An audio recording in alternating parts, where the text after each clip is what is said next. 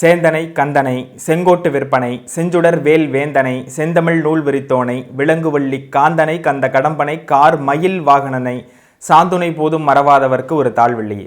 அனைவருக்கும் வணக்கம்.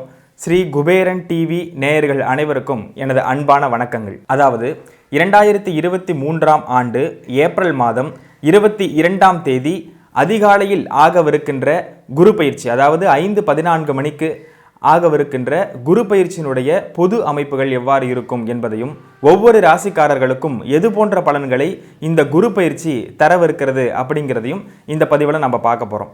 பொதுவாக குரு அப்படின்றவர் ரொம்ப முக்கியமான ஒரு கிரகம். அறிவியல் ரீதியாகவே பூமிக்கு பல இன்னல்களிலிருந்து காப்பாற்றக்கூடிய கிரகமாக இந்த குரு கிரகம் அமைகிறது அப்படிங்கிறதான் ஒரு உண்மை. ஜோதிடத்திலும் அதே போன்று 9 நவகிரகங்களிலேயே அதிக சுபத்தன்மையை ஏற்படுத்தக்கூடிய, அதிக நல்ல நிலைமைக்கு ஒரு ஜாதகரை ஆட்படுத்தக்கூடிய கிரகமாக இருப்பதும் குருதான். பொருள், அதாவது தனகாரகன் புத்திரகாரகன் என்று வர்ணிக்கக்கூடியது இந்த குரு. அதாவது புத்திரன் என்பது நம் புத்திர சம்பத்துகளை ஏற்படுத்தக்கூடிய, வாரிசு அமைப்புகளை உருவாக்கக்கூடிய அமைப்பை இந்த குருதான் ஏற்படுத்துகிறார் அப்படிங்கிறது ஒரு உண்மை. அதையும் தாண்டி தனகாரகன், இன்றைக்கு பொருளாதாரம் இல்லை என்றால் எதுவுமே இல்லை. கிட்டத்தட்ட 199% பொருளாதாரத்தை அடிப்படையாக வைத்துத்தான் ஒருவர் இயங்குகிறார் அப்படிங்கிறது தான் உண்மை. அப்போ அந்த பொருளாதாரத்தை கொடுக்கக்கூடிய கிரகமாக இருக்கக்கூடியது இந்த குரு. அதை அனுபவிப்பதற்கும் அதை எக்ஸ்போஸ் பண்ணுறதுக்கும் சுக்கிரன் மற்றும் 9ஆம் பாவகம் இது போன்ற சுயஜாதகத்தில் இருக்கக்கூடிய பாவங்களை நாம் பார்த்தோமையானால், அதிலும் குறிப்பாக குரு என்பவர் பொதுவாக தனத்திற்கு காரகம் வகிக்கிறார். அப்படிங்கிறதுனால ஒரு ஜாதகத்தில் குருவினுடைய பலத்தை கொண்டுதான், கோச்சாரத்தில் குருவினுடைய பலம் எவ்வாறு இருக்கிறது என்பதை பார்த்துதான் ஒருவருக்கு எது போன்ற தன அமைப்புகள் தனலாபங்கள் ஏற்படும் அப்படிங்கிறத நம்ம கண்டுபிடிக்க முடியும். அந்த வகையில் இந்த முறை மீன ராசியிலிருந்து மேஷ ராசிக்கு பிரவேசமாக இருக்கக்கூடிய குரு பகவான் தனது ஆட்சி வீட்டிலிருந்து அதிநட்பு கிரகமான செவ்வாயினுடைய வீட்டிற்கு செல்லவிருக்கிறார் அப்படிங்கிறதா இதில் நம்ம தெரிந்து கொள்ளக்கூடிய ஒரு விஷயம்.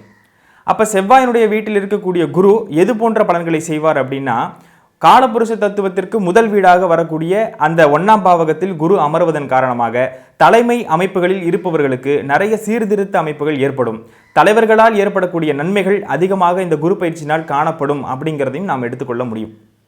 அதே போன்று பொருள் இலாருக்கு இன்பமில்லை புண்ணியமில்லை என்றும் மருவிய கீர்த்தி இல்லை, மைந்தருள் பெருமை இல்லை, கருதிய கருமமில்லை, கதி பெற வழியுமில்லை, பெரும் நிலம் மீது சஞ்சார பிரேதமாய் திரிவர்தானே அப்படின்னு சொல்ற அளவிற்கு பணம் அப்படிங்கிறது ரொம்ப இம்பார்ட்டன்ஸான ஒரு விஷயம் அப்படின்றத நம்ம புரிந்து கொள்ள வேண்டும். பொதுவாக குருதசை நடக்கிறவங்களுக்கு அவர் நல்ல ஆதிபத்தியம் பெறவில்லை என்றாலும் அந்த பணப்புழக்கம் அப்படின்றது, மணி ஃப்ளோ அப்படின்றது கண்டிப்பாக இருக்கும் அப்படிங்கிறத நம்ம இதிலிருந்து தெரிந்து கொள்ள முடியும். பொதுவாக அறிவியல் ரீதியாக 1994ஆம் ஆண்டு நமது பூமியில் ஒரு பெரிய விண்கல் தாக்குவதாக இருந்தது. அந்த விண்கல்லை தனது வட்டப்பாதையில் ஈர்த்து கொண்டு பூமியின் மீது எந்த பாதிப்பையும் ஏற்படுத்தாத வண்ணம் பாதுகாத்தது இந்த குரு அப்படிங்கிறத நம்ம அறிவியல் ரீதியாகவும் நாம் ப்ரூவ் பண்ண முடியும். அதே சமயம் கிட்டத்தட்ட பெயர் வைத்த 67 துணைக்கோள்களையும் பெயர் வைக்காத 200 துணைக்கோள்களையும் கொண்டதுதான் குரு அப்படின்றத நம்ம உணர்ந்து கொள்ளலாம். சூரியனை விட சூரிய குடும்பத்தில் சூரியனுக்கு அடுத்ததாக பெரிதாக இருக்கக்கூடிய கோளாக நாம் குருவை வர்ணிக்க முடியும். குருவிலிருந்து வெளிப்படுகின்ற வெளிச்சம், அதாவது ஒளி, ஒரு ஜோதிடம் என்பது ஒளியையும் ஈர்ப்பு சக்தியும் அடிப்படையாக கொண்டது அப்படின்றத நம்ம எடுத்துக்கொள்ள முடியும். அதில் எல்லா கிரகங்களை விட சூரியனுக்கு அடுத்தபடியாக ஈர்ப்பு சக்தியில் அதிகமாக கொண்டுள்ள கிரகம் அப்படின்னா அது வியாழன் கிரகத்தை தான் எடுத்துக்கொள்ள முடியும். அதே போன்று இந்த குருவின் வெளிச்சம், அதாவது எல்லா கோள்களும் சூரியனிடமிருந்து ஒளியை பெற்றுக்கொண்டு அதை 1 மடங்கு மட்டும்தான் ரிஃப்ளெக்ட் பண்ணுமே தவிர, குரு 2 மடங்காக தனது சுப ஒளியை ரிஃப்ளெக்ட் பண்றார் அப்படிங்கிறது அறிவியல் ரீதியான உண்மை. அதனால தான் ஒரு ஜாதகத்தில் எந்த கிரகம் பலம் இழந்திருக்கிறதோ அந்த கிரகத்தோடு குரு பார்வை, குரு சேர்க்கை, குருவினுடைய இருக்கின்ற காரணத்தினால் அந்த குருவால் ஏற்படக்கூடிய நன்மைகள் அதிகம். அதைத்தான் சுபத்துவம் சுப நிலைமை அப்படின்னு எடுத்துக்கிறோம். அப்போ குருவினுடைய தாக்கம் அப்படிங்கிறது ஜோதிடத்தில் பெரிய அளவுக்கு இருக்குது அப்படிங்கிறத நம்ம எடுத்துக்கொள்ள முடியும். 78 கோடி கிலோமீட்டருக்கு அப்பால் இருக்கக்கூடிய இந்த குரு பூமிக்கு எது போன்ற பலன்களை செய்கிறது அப்படின்னா அளப்பரிய பலன்களை செய்கிறது. எப்படி சக உதிரன் அப்படின்னு சொல்லி நம்ம செவ்வாய் கிரகத்தை பிரிக்கிறோமோ அதே போன்று நமக்கு அண்ணன் ஸ்தானத்தில் இருக்கக்கூடியது, பூமிக்கு அண்ணன் ஸ்தானத்தில் இருக்கக்கூடியது இந்த குரு பகவான் அப்படின்றத நம்ம எடுத்துக்கொள்ள முடியும். அதற்கு அடுத்தபடியாக சரஸ்திர உபயங்களை ஒரே நேரத்தில் பார்க்கக்கூடிய ஒரு உன்னத கிரகமாக இந்த குரு இருக்கிறார் அப்படிங்கிறது உண்மை. பொதுவாக ஒவ்வொரு கிரகத்திற்கு ஒவ்வொரு பார்வைகள் உண்டு. அதில் சிறப்பு பார்வை அப்படின்னு எடுத்துக்கிட்டோம்னா பூமிக்கு அப்பாற்பட்டு இருக்கக்கூடிய அடுத்தடுத்த நிலையில் இருக்கக்கூடியது செவ்வாய், குரு, அதன் பின்பு சனி. அதில் குரு என்பவர் ஒரே நேரத்தில் சர, ஸ்திர, உபயம் என்ற 3 நிலைகளையும் ஒரு சேர பார்க்கக்கூடிய வல்லமை பெற்றவர் அப்படிங்கிறத நம்ம இதிலிருந்து தெரிந்து கொள்ளலாம்.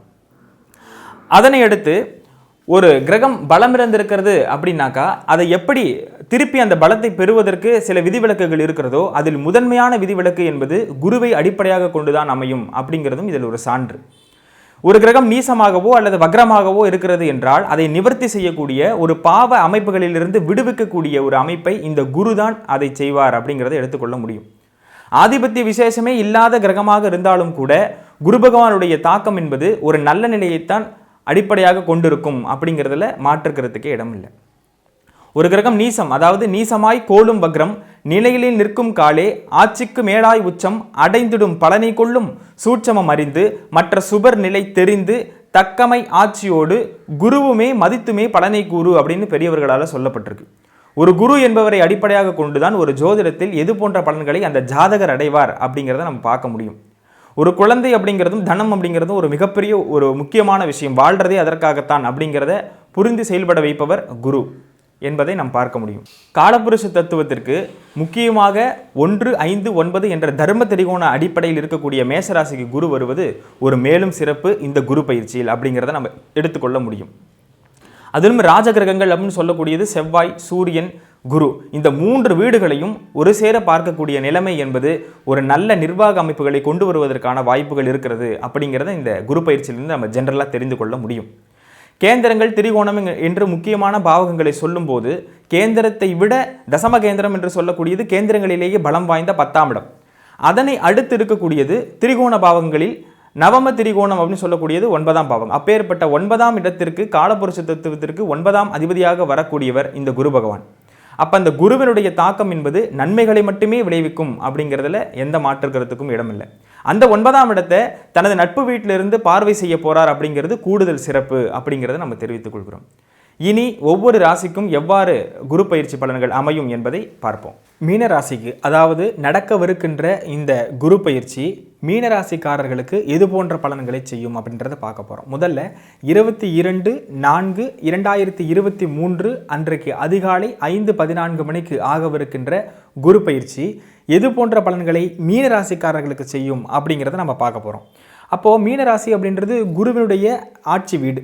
அப்போ அந்த குருவினுடைய ராசிநாதனான குரு 2ஆம் இடத்திற்கு பிரவேசமாகின்ற காரணத்தினால் இதுவரைக்கும் உடல் தொந்தரவால் ஏற்பட்ட பிரச்சனைகள், எப்பயுமே ராசிநாதன் ராசியிலேயே இருக்கும்போது உடல் தொந்தரவுகளை கொடுக்கக்கூடிய வாய்ப்புகள் இருக்கிறது.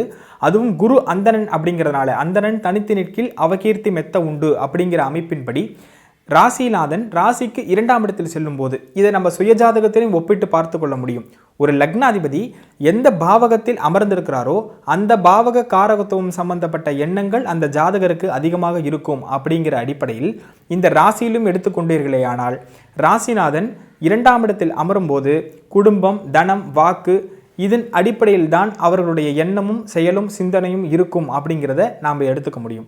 இப்போ மீனராசியிலிருந்து மேசராசிக்கு பிரவேசம் ஆகக்கூடிய குரு 1ஆம் இடத்திலிருந்து மீனராசிக்கு 2ஆம் இடத்திற்கு செல்கிறார். அப்போ 2ஆம் இடத்திற்கு செல்லும்போது, குறிப்பாக அஸ்வினி நட்சத்திரத்தில் செல்லும்போது அதிகமான ஆன்மீக நாட்டத்தை குடும்பத்தோடு சேர்ந்து கலந்து கொள்ளக்கூடிய நிலைமையை இந்த மீனராசிக்காரர்களுக்கு ஏற்படுத்தும். ஏனென்றால் 12ஆம் அதிபதி 12லேயே ஆட்சி.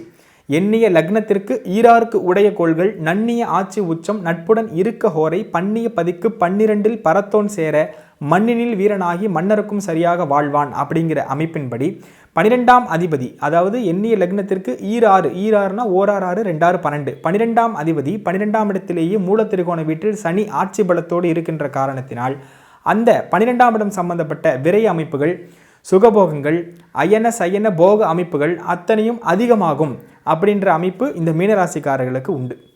அதே போன்று வெளிநாடு அமைப்புகளுக்கு காத்து கொண்டிருந்தவர்களுக்கு 12ஆம் இடத்து அதிபதி பலமாக இருக்கின்ற காரணத்தினாலும் குருவினுடைய பயிற்சி தனஸ்தானத்தை நோக்கி செல்லக்கூடிய காரணத்தினாலும் ஒருவர் அந்த மீனராசிக்காரர் தன் நிலையை விட்டு தன் இடத்தை விட்டு அதிகமான டிராவலிங் வச்சுக்கக்கூடிய ஒரு நிலைமையை இந்த குரு பயிற்சி ஏற்படுத்தி கொடுக்கும் அப்படிங்கிறத நம்ம புரிந்து கொள்ள முடியும்.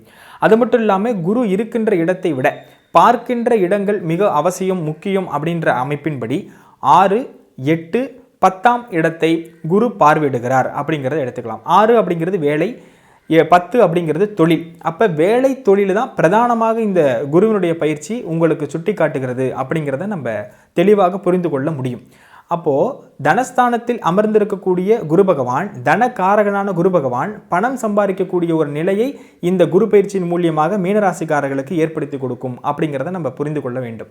நாள்பட்ட வியாதிகள் 6ஆம் இடம் அப்படிங்கிறது ருணம், ரோகம், சத்ரு, கடன், வழக்கு, எதிரி, அவமானம் போன்ற நிலைகளில் சந்தித்து கொண்டிருந்த மீனராசிக்காரர்களுக்கு குருவினுடைய பார்வை பெரிய அளவிற்கு நிவர்த்தியை வழங்கக்கூடிய அமைப்பை இந்த குரு பயிற்சி ஏற்படுத்தி கொடுக்கிறது அப்படிங்கிறதையும் நீங்கள் புரிந்து கொள்ள வேண்டும்.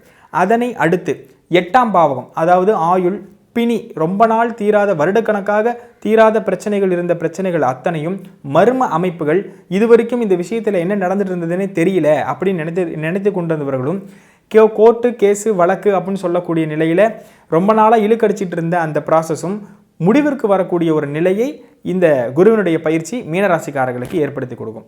அதே போன்று 10ஆம் இடத்தை பார்வை செய்யக்கூடிய குரு 2 மறைவு ஸ்தானங்களை பார்த்தாலும் கூட தசம கேந்திரம் அப்படின்னு சொல்லக்கூடிய 10ஆம் இடத்தை பார்க்கக்கூடிய குரு பகவான் பெரிய அளவிற்கான தொழில் மாற்றங்களிலும், தொழிலில் சில இனோவேட்டிவ் திங்ஸ், அதாவது புதிய உள்ளிணைப்புகளை அறிமுகம் செய்யக்கூடிய ஒரு நிலையை இந்த குருவினுடைய பயிற்சி 10வது இடத்தை பார்ப்பதன் காரணமாக ஏற்படுத்தி கொடுக்கும். 10ன்னா தொழில், புதிய தொழில் முயற்சிகள் எடுப்பவர்கள், அது மட்டும் இல்லாமல் புதிய வேலையில் ஒப்பந்தம் செய்யக்கூடியவர்கள் அத்தனை பேருக்கும் ஒரு ஏதுவான ஒரு குரு பயிற்சியாக இந்த குரு பயிற்சி அமர்ந்திருக்கிறது அப்படிங்கிறத நம்ம சொல்ல முடியும். இரண்டாவதாக பரணி நட்சத்திரத்தின் மீது, மீனராசிக்கு பரணி நட்சத்திரத்தின் மீது குரு பிரயாணம் செய்யும் போது வண்டி, வீடு, வாகனம், கார் போன்ற அமைப்புகளை சுக்கிரன் காரகத்துவம் சம்பந்தப்பட்ட நிலையில் வாங்கக்கூடிய ஒரு நிலையை இந்த மீனராசிக்காரர்களுக்கு குரு பயிற்சி ஏற்படுத்தி கொடுக்கும் அப்படிங்கிறத இதிலிருந்து நம்ம புரிந்து கொள்ள முடியும். அதனை அடுத்து படிப்பு சம்பந்தப்பட்ட விஷயங்கள் இருக்கக்கூடிய இளைய மற்றும் சிறிய வயதில் இருக்கக்கூடிய குழந்தைகளுக்கு, மீனராசிக்காரர்களுக்கு அல்லது மீனராசி வீட்டில் இருக்கக்கூடியவர்களுக்கு படிப்பு சம்பந்தப்பட்ட விஷயத்தில் ரொம்ப அப்கிரேட் கிடைக்கும் அப்படின்றத நம்ம சொல்ல முடியும். எப்படின்னா, 2ஆம் இடம் அடிப்படை கல்வியை சொல்லக்கூடியது, 2ஆம் இடம் வாக்கு, படிப்பை சொல்லக்கூடியது, சொல்லக்கூடிய வார்த்தை ஸ்திரமாக இருக்க வேண்டும் அப்படின்னு சொல்லக்கூடிய ஒரு நிலை, பேச்சில் ஒரு மேம்பட்ட திறமை ஏற்படுத்தக்கூடிய ஒரு நிலையை இந்த மீனராசிக்காரர்களுக்கு குரு பயிற்சி ஏற்படுத்தி கொடுக்கும் அப்படிங்கிறதுல மாற்றம் இல்லை. அதே சமயம் அடிப்படை கல்வி மட்டுமல்லாமல் உயர்கல்வி, ஆராய்ச்சி கல்வி போன்ற கல்வி சம்பந்தப்பட்ட விஷயங்களில் பயின்று கொண்டிருப்பவர்களுக்கு ஒரு பெரிய அளவிற்கான நல்ல அவார்ட்ஸ் வாங்கக்கூடிய அளவிற்கு இந்த மீனராசிக்காரர்களுக்கு நல்ல அமைப்புகளில் குருவினுடைய பயிற்சி ஏற்படுத்தி கொடுக்கும். ஏனென்றால் ராசிநாதன் தனது நட்பு வீடான, அதுவும் அதிநட்பு வீடான மேஷத்தில் அமர்ந்திருப்பது குரு மிகப்பெரிய ஒரு உந்துதலையும் உத்வேகத்தையும் ஏற்படுத்தும் அப்படிங்கிறது மாற்றுக்கிறதுக்கு இல்லாத ஒரு அமைப்பு.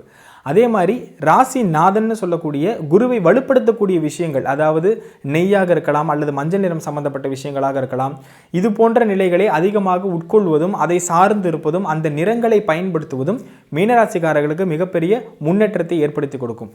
ஆனால் மீனராசிக்காரர்களாக இருந்து ரிஷபம், துலாம் லக்னக்காரர்களாக இருந்தார்களே ஆனால் அவர்கள் இந்த நிறத்தை பயன்படுத்தக்கூடாது, அதில் கவனமாக இருப்பது அவசியம். தனிப்பட்ட ஜாதகத்தில் ஒருவருக்கு 1, 5, 9 கூடியவர்களோ அல்லது நல்ல ஆதிபத்தியம் வாய்ந்து தசைகள் நடந்து கொண்டிருப்பவர்களுக்கோ மிகப்பெரிய முன்னேற்றத்தையும் தன லாபத்தையும் ஏற்படுத்தக்கூடிய ஒரு அற்புதமான பயிற்சி இந்த குருவினுடைய பயிற்சி அப்படிங்கிறதுல கவனம் செலுத்த வேண்டும். புதிய ஒப்பந்தங்கள் வந்தால் அதை ஒரு முறைக்கு 10 முறை யோசித்து கையெழுத்து போடும்போது அந்த டாக்குமெண்ட் ஓரியன்டான பிரச்சனை வராமல் பார்த்துக்கிறது இந்த மீனராசிக்காரங்களுக்கு நன்மையை ஏற்படுத்தும். ஏனென்றால் 7.5 சனி ஆரம்ப காலத்தில் இருக்கக்கூடிய மீனராசிக்காரர்கள் அதை கவனத்தில் வைத்துக் கொள்ள வேண்டும் அப்படிங்கிறதையும் நீங்கள் புரிந்து கொள்ள வேண்டும். அதனை அடுத்து குரு 10ஆம் இடத்தை பார்வை செய்யக்கூடிய காரணத்தினால் கர்ம அமைப்புகள், நல்ல கெட்ட என்ற 2 கர்ம அமைப்புகள் இருக்கின்றன.